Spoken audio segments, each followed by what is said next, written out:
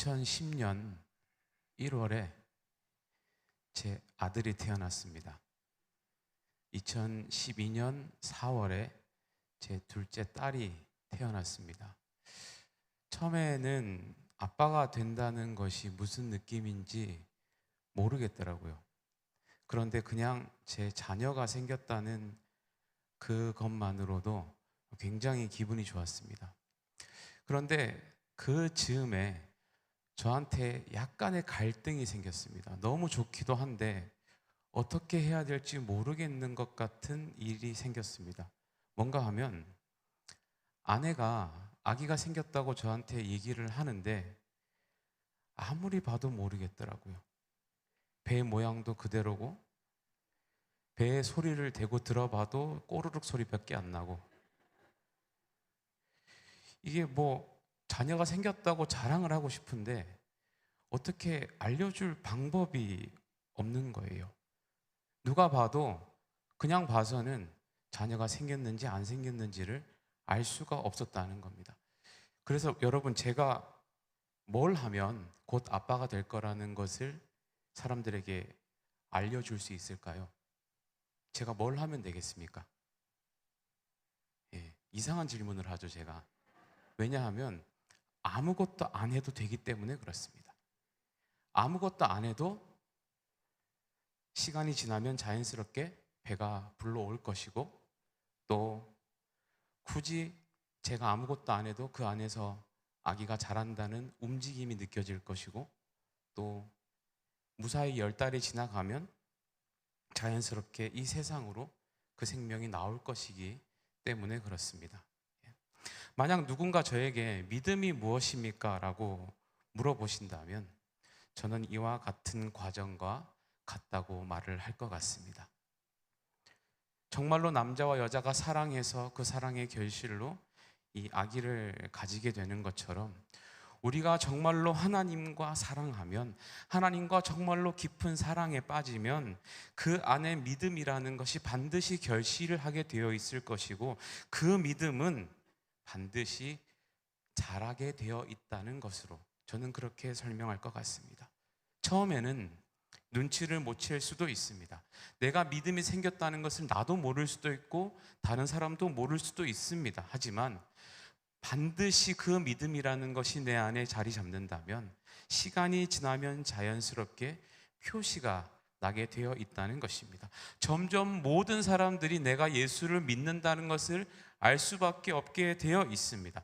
내가 굳이 말하지 않아도 저 사람은 예수 믿는 사람이네 라고 그렇게 평가를 듣는, 그것이 믿음이 자라나는 과정이다라고 할 수 있다는 것입니다. 또한 우리가 이렇게 믿음을 가지게 되면 그 믿음을 가진 것으로 인해 생겨나는 변화들이 있습니다. 외적 증거들이 있습니다. 삶의 태도가 변하더라는 겁니다. 엄마들이 아기를 가지면 그 말과 행동에 변화가 생기는 것과 같은 맥락으로 볼 수 있습니다. 아기를 가지면 엄마들은 철저히 과격한 행동 같은 것, 운동 같은 것 하지 않습니다. 몸에 안 좋은 음식 먹지 않고 또 좋지 않은 행동, 그런 생각하지 않습니다. 심지어 아이들이 뱃속에서부터도 좋은 것을 주고 싶어서 좋은 음악 듣고 좋은 환경을 하는 그런 태교를 해서라도 아이들에게 좋은 것을 주고 싶어 하는 그런 태도로 삶이 변하게 됩니다. 마찬가지로 내 안에 믿음이 자라면 자랄수록 그에 따르는 외적인 변화들이 있다라는 겁니다. 오늘 말씀 히브리서 12장 28절 말씀을 보시면 그 내용이 기록이 되어 있는데요.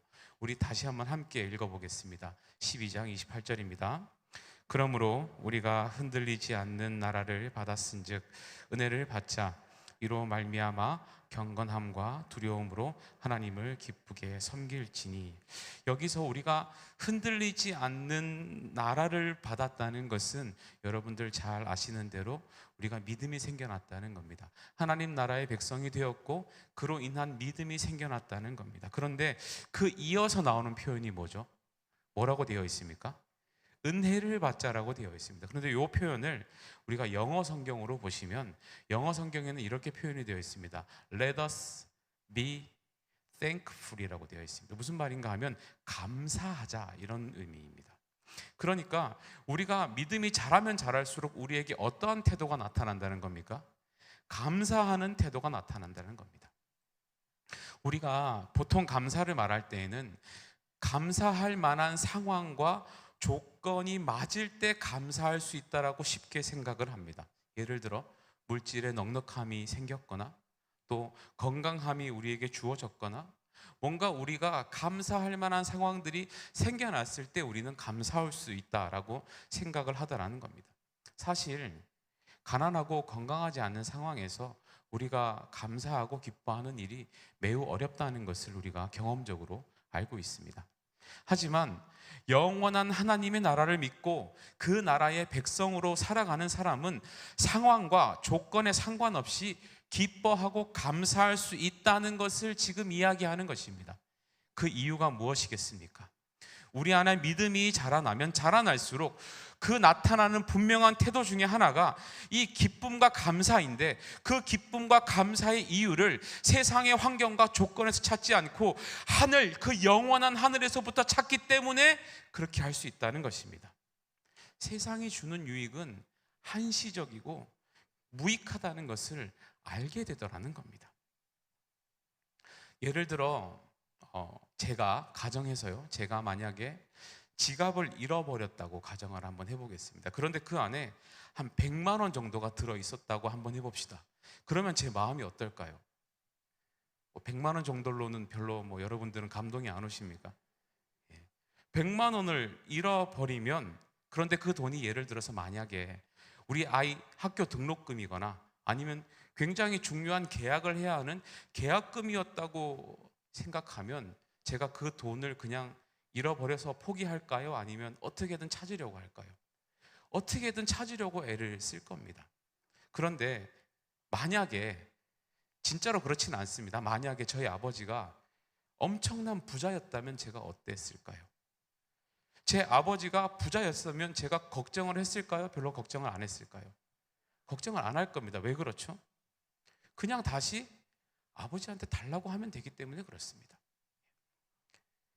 돈 100만 원이 감사하는 것이 아니라 100만 원을 100번이라도 요구하면 줄 수 있는 아버지가 계신 것에 감사할 수 있게 된다는 것입니다. 이것이 믿음이 자라는 것에 대한 외적인 증거가 되는 것입니다.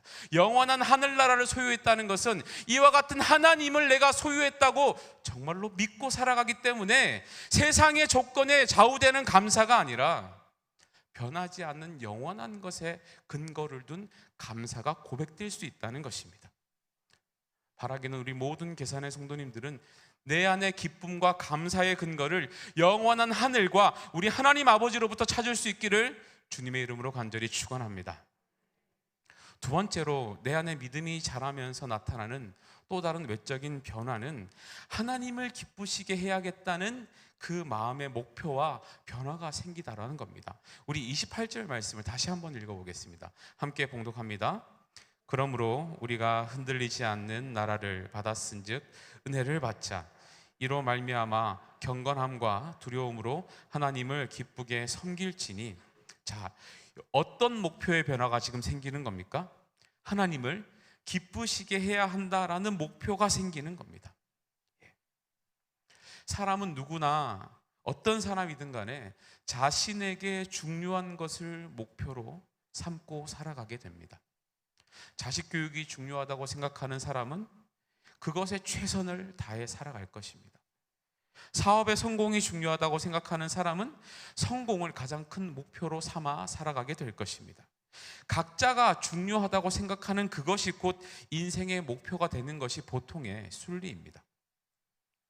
그런데 우리에게 예수 그리스도를 믿는 믿음이 생겼다는 것이 어떠한 의미인지를 우리가 깊이 생각해 볼 수 있어야 한다는 것입니다. 나에게 믿음이 생겼다는 것은 이제 더 이상 세상이 중요하지 않고 예수 그리스도가 더 중요해졌다는 것입니다. 하나님의 나라가 더 중요해졌다는 것입니다. 하나님의 나라와 하나님의 영광이 내 인생에 가장 중요해지는 것입니다. 그러니까 그 하나님을 기쁘시게 하는 게 내 인생의 목표가 되는 것입니다. 다시 말해서 내 안에 믿음이 자라면 어떻게 하면 자식을 잘 키울까를 고민하던 사람이 어떤 고민을 하기 시작하는 겁니까? 어떻게 하면 내 자식이 하나님을 기쁘시게 하는 인생이 되게 할 수 있을까를 고민하는 겁니다. 내 안에 믿음이 자라나면 어떻게 사업을 성공하게 할 수 있을까, 이것을 고민했던 사람이 어떻게 하면 하나님이 기뻐하시는 사업을 할 수 있을까를 고민하기 시작하는 겁니다. 내 안에 믿음이 자라나면 과거에 어떻게 하면 내가 돈을 많이 벌 수 있을까 생각했던 사람이 어떻게 하면 하나님의 영광을 위해서 돈을 벌고 내가 쓰면서 살아갈 수 있을까를 고민하는 그러한 목표의 변화가 생기기 시작하는 겁니다. 삶의 모든 질문과 목적이 하나님의 중심으로 뒤집어지는 변화가 생기게 되더라는 겁니다. 여러분, 이러한 변화는 오직 믿음이 자라는 사람만 누릴 수 있는 특권인 것을 믿을 수 있기를 바랍니다. 처음 예수를 믿을 때에는 우리가 이렇게 생각하기가 너무 어렵습니다. 그냥 예수 믿어서 내가 잘 되고, 예수 믿어서 내가 복받고, 예수님이 이제 내 삶에 뭔가 도움이 되는 그런 존재로 나와 함께 하시지 않을까라는 마음이 먼저 들겠지만, 믿음이 자라면 자랄수록 우리 안에 어떠한 변화가 생기는 겁니까? 작은 것 하나라도 우리 예수님께 더 해드리고 싶은 그런 마음들이 생긴다는 겁니다. 여러분, 이것이 믿음이 자라나는 외적인 증거입니다. 바라기는 우리 모든 계산의 성도님들의 마음에 정말로 우리 예수님 하나님을 위해서, 하나님의 기쁨이 되기 위해서 작은 것 하나라도 더 해드리고 싶은 마음들이 샘솟을 수 있기를 주님의 이름으로 간절히 축원합니다. 또 한 가지 믿음이 자라는 사람들에게 나타나는 변화가 있습니다. 무엇인가 하면, 믿음으로 살아가는 인생을 살다 보면 내가 살고 있는 이 인생에 대해서 누군가에게 말하고 싶은 마음이 생겨난다는 것입니다. 세상에 유한한 것들이 전부인 줄 알고 살아가는 그 사람들에게 영원히 존재하는, 영원히 변하지 않는 하나님의 나라가 있다는 것을 말해주고 싶은 마음이 생겨난다는 겁니다. 우리는 이것을 뭐라고 부르죠? 전도라고 부릅니다.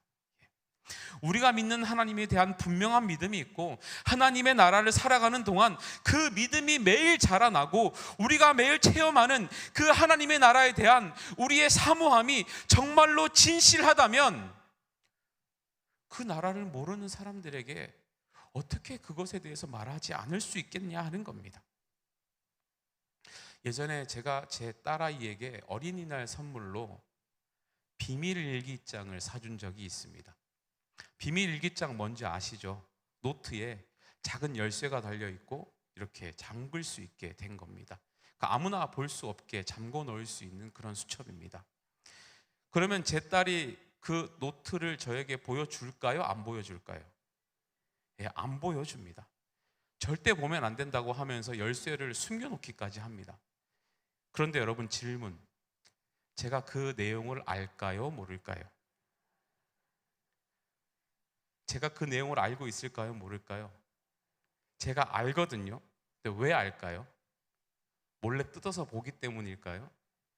아니요, 저는 한 번도 열어서 본 적이 없습니다. 그런데 제가 왜 알까요? 본인이 와서 말해줍니다.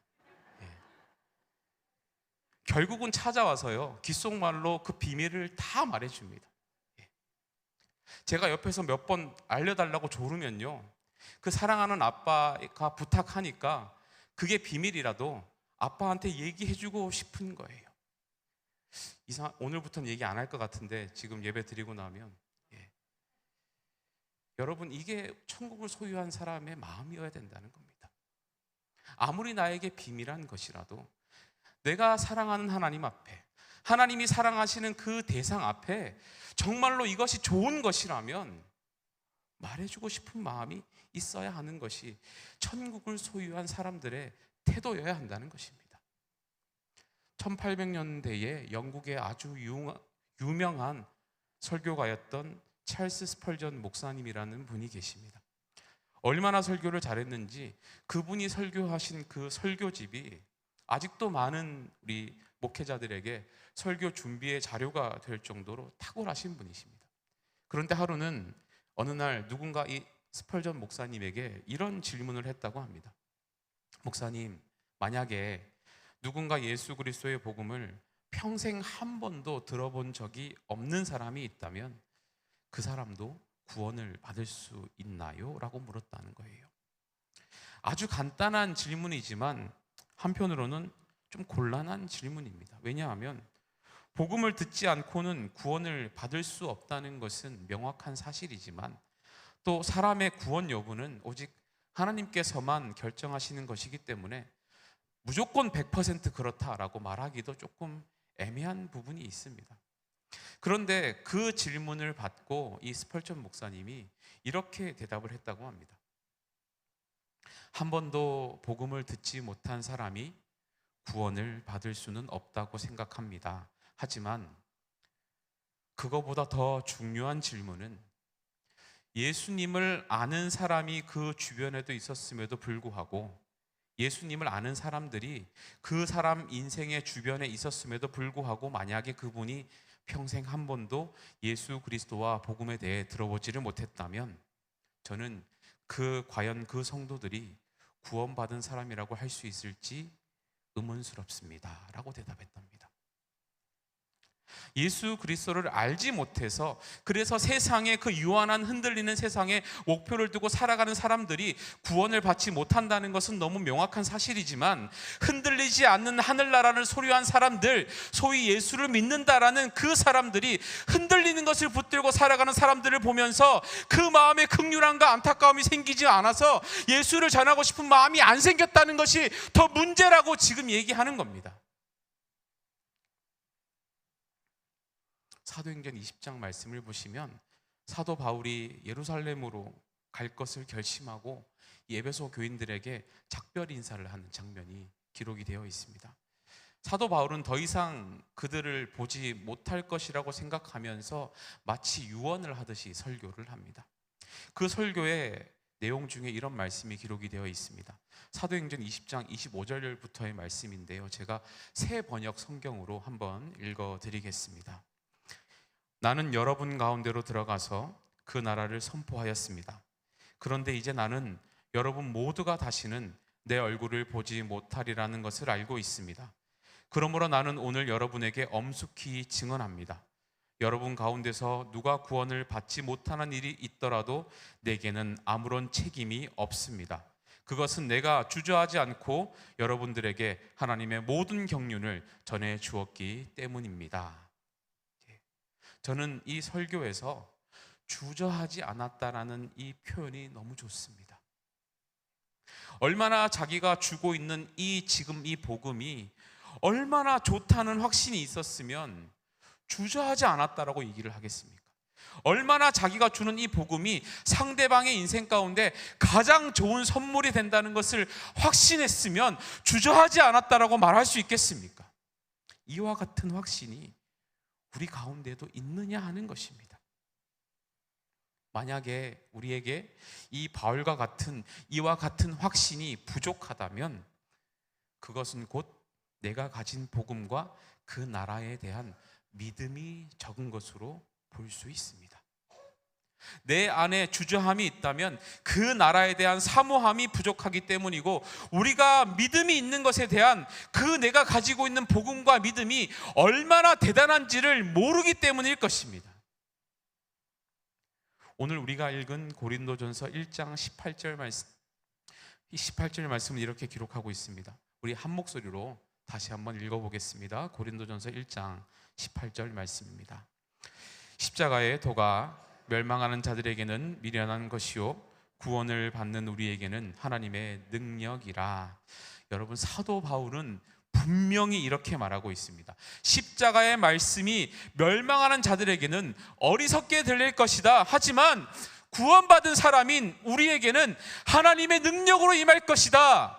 믿으십니까? 복음이 세상의 철학이나 사상을 좋아하고 세상에 유익 따르는 사람들에게는 유치하고 어리석어 보일 수도 있겠지만, 사람을 변화시키고 구원하는 능력은 오직 복음 안에만 있다는 것을 말하는 것입니다. 여러분 믿으십니까? 여러분, 무엇이 능력입니까? 여러분, 우리가 가진 능력이 무엇입니까? 복음 그 자체가 능력이라는 것입니다. 여러분, 이것이 우리에게 얼마나 소망이 되는 줄 아십니까? 복음 그 자체가 능력이기 때문에 우리의 부족함은 전혀 문제가 되지 않는다는 것입니다.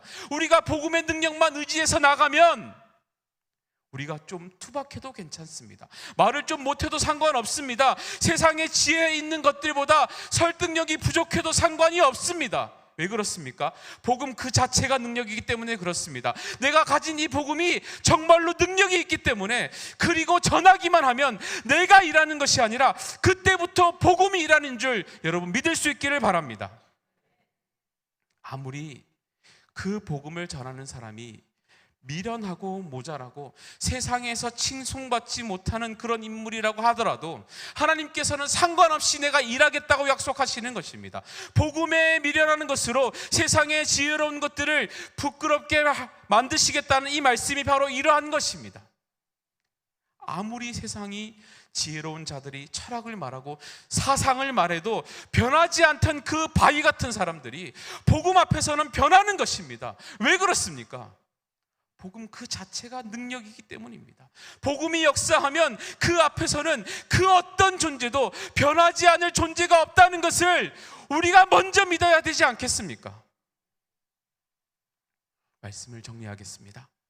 사랑하는 기산의 성도 여러분, 정말로 믿음이 자라나기를 사모할 수 있기를 바랍니다.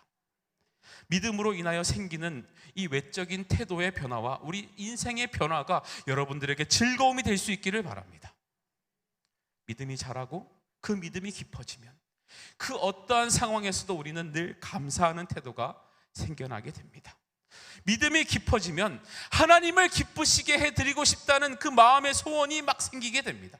그리고 그 믿음이 깊어지면 그 흔들리지 않는 천국을 소유한 우리는 그 천국에 대해서 말하고 싶은 마음이 생길 수밖에 없게 됩니다.